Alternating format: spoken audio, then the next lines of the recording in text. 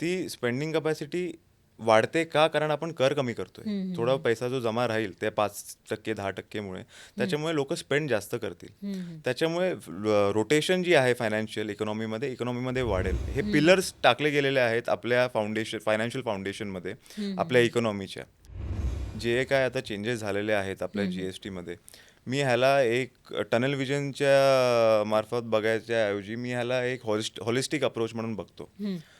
आता जे काय चेंजेस ह्या 56 काउन्सिलच्या मीटिंगमध्ये झालेले आहेत GSTच्या, मला असं वाटतं की हे जे चेंजेस झालेले आहेत, we are leaning towards a more developed country. आता हा वाय डेव्हलप कंट्री?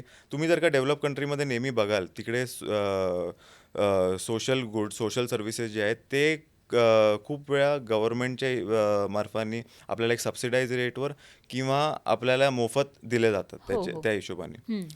आता आपल्या कंट्रीमध्ये ते रॅडिकल चेंज लगेच आणणं शक्य नाही आहे. मला असं वाटतं की हे जे सगळे चेंजेस झालेले आहेत एज्युकेशन सेक्टरमध्ये, हेल्थ केअर सेक्टरमध्ये, हा एक बेस रेडी होतो आहे गव्हर्नमेंटच्या तर्फे, ज्याच्यावर we are leaning more towards the developed countries, जिथे सर्वसामान्य माणसांना खूप ह्याचा लाभ घेता येतोय.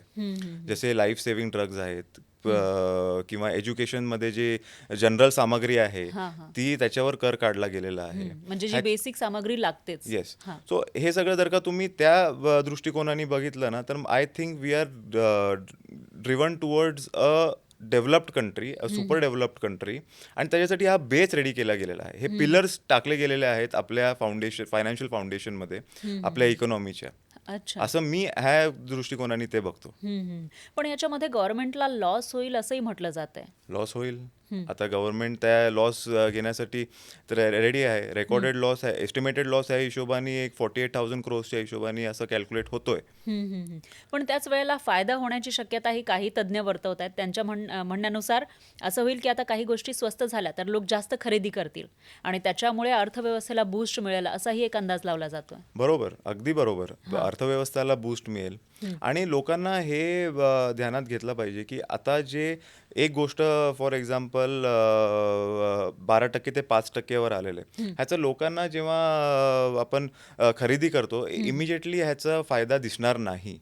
पण जेव्हा कुठलाही माणूस आपल्या घरासाठी जेव्हा हे सगळ्या गोष्टींवर खर्च करतो, तेव्हा माझं असं ॲडवाईस असेल की तुम्ही 1 महिन्याचं जे सेव्हिंग्सच्या पेक्षा ना तुम्ही एक 5-6 महिने जर जेव्हा तुम्ही बजेटिंग काढता तुमच्या घरगुती सामान घेण्यासाठी, तुम्ही एक 5-6 महिन्याचा वेळ द्या. त्या 5-6 महिन्यामध्ये तुम्हाला समजेल की किती इन्क्रिमेंटल बेनिफिट तुम्हाला मिळालं असेल ते 12% टू 5% टॅक्स स्लॅब शिफ्ट होण्यामुळे. तर तुम्हाला इन्क्रिमेंटल बेनिफिट मिळतोय. ह्याच्यामध्ये काय होईल, खूप सारा पैसा त्या कमी करामुळे तुमच्याकडे जमा होत जाईल. ते तुम्ही लक्ष द्या. ह्या पॉईंटकडे तुमचं जर का लक्ष आलं मग तुम्हाला कळेल की किती इम्पॉर्टन्स ह्या अमेंडमेंट्समध्ये ॲक्च्युली झालेला आहे, जर का तुम्ही बारकाईने ह्याला लक्ष दिलं. म्हणजे लोकांनाही फायदा होईल कारण त्यांचा जी काही खर्च आहे, आता समजा एखाद्याचा घर खर्च किंवा या सगळ्या ज्या गुड्स आहेत ते खरेदी करण्यासाठी 10,000 रुपये लागत असतील आणि त्याच्यामध्ये आपण समजूयात की जो टॅक्स आहे तो 2,000चा असेल किंवा 1,000 रुपयाचा टॅक्स असेल, तर तो त्यांचा वाचेल आणि त्याच्यातून ते पुढच्या काही वस्तू खरेदी करू शकतील. बरोबर. हे आपल्या डिमांडसाठी एक वाढ आहे, कन्झम्पशनसाठी एक वाढ आहे, इन्व्हेस्टमेंटसाठी एक वाढ आहे. आणि जे काउन्सिलनी जे निर्णय घेतलेले आहेत या रेटच्या संदर्भात, काही गोष्टी नील करण्याच्या संदर्भात, ह्याच्यामध्ये खूप नेमक्या बँकांनी, मोठ्या मोठ्या इन्स्टिट्यूशननी सुद्धा स्टडी केलेला आहे. आणि आपण आजच्या तारखेत एक 8 year लोमध्ये आहोत इन्फ्लेशन च्या बाबतीत. India is on a 8 year low in inflation. तर हे सगळे अमेंडमेंट्समुळे आपल्याला एक 1.1%चं ईज सुद्धा बघायला मिळत आहे आपल्या इन्फ्लेशन रेटमुळे. हे खूप चांगली गोष्ट आहे आणि खूप ग्रोथसाठी मला वाटतं की ही एक दिशा आपल्याला चांगली गव्हर्नमेंटनी सुचवली आहे. बऱ्याचशा देशांमध्ये असं झालेलं आहे की रिसेशनचे संकेत दिले जात आहेत. मग अशामध्ये जेव्हा भारतात हे अमेंडमेंट झाले त्याच्यामुळे जास्तीत जास्त लोक जास्त खरेदी करतील, डिमांड वाढेल आणि मार्केटमध्ये त्यांना म्हणजे जास्त वस्तू खरेदी करण्यासाठीचा एक पुश करण्यासाठी हा निर्णय झालाय असंही म्हटलं जात आहे. मग याच्यामुळे आपल्या देशाला कशा पद्धतीनं किंवा आपली जी अर्थव्यवस्था आहे, इकॉनॉमी आहे, त्याला कशा पद्धतीनं फायदा होऊ शकेल? म्हणजे एक असं म्हटलं जातं की एक मास्टर स्ट्रोक आहे.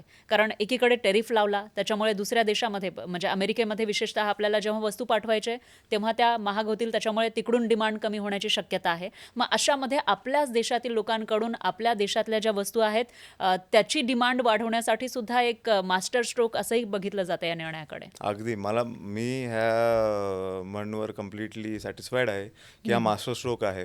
हां हां. का? कारण मी आपली जी कंट्री आहे ती खूप वेगळ्या पद्धतीने बघतो. We have been through a lot as a country. आणि हे जी स्पेंडिंग कपॅसिटी आहे लोकांची, ती स्पेंडिंग कपॅसिटी वाढते का? कारण आपण कर कमी करतोय. थोडा पैसा जो जमा राहील त्या 5% 10%मुळे, त्याच्यामुळे लोक स्पेंड जास्त करतील. त्याच्यामुळे रोटेशन जी आहे फायनान्शियल इकॉनॉमीमध्ये वाढेल.